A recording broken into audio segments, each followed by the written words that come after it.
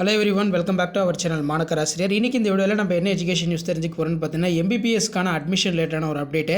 பிப்ரவரி 28 MBBS ரிலேட்டான admission எல்லாமே update பண்ண சொல்லியிருக்காங்க.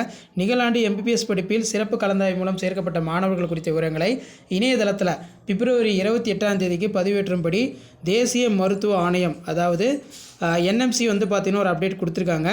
அதன் அடிப்படையில் இது தொடர்பாக வெளியிட்டுள்ள செய்திக்குறிப்பு என்ன சொல்லியிருக்காங்கன்னா, தேசிய மருத்துவ ஆணையத்தின் வழிகாட்டுதலின் அடிப்படையில் நிகழாண்டு கல்லூரிகளில் அனுமதிக்கப்பட்ட மாணவர் விவரங்கள், மதிப்பெண் விவரம், இடஒதுக்கீடு, கட்டண விவரம் உள்ளிட்டவற்றை ஏற்கனவே பார்த்திங்கன்னா டிசம்பர் 19 அப்டேட் பண்ணியிருப்பாங்க. இந்நிலையில் காலியாக உள்ள மருத்துவ இடங்கள் சிறப்பு கலந்தாய்வு மூலம் நிரப்ப உச்சநீதிமன்றம் பார்த்தீங்கன்னா ஒரு ஆர்டர் கொடுத்துருந்தாங்க. அதன்படி அந்த இடங்கள் நிரப்பப்பட்டன. அவ்வாறு புதிதாக சேர்க்கப்பட்ட மாணவர்களுடைய விவரங்களை பார்த்திங்கன்னா வெப்சைட்டில் அப்டேட் பண்ண சொல்லியிருக்காங்க.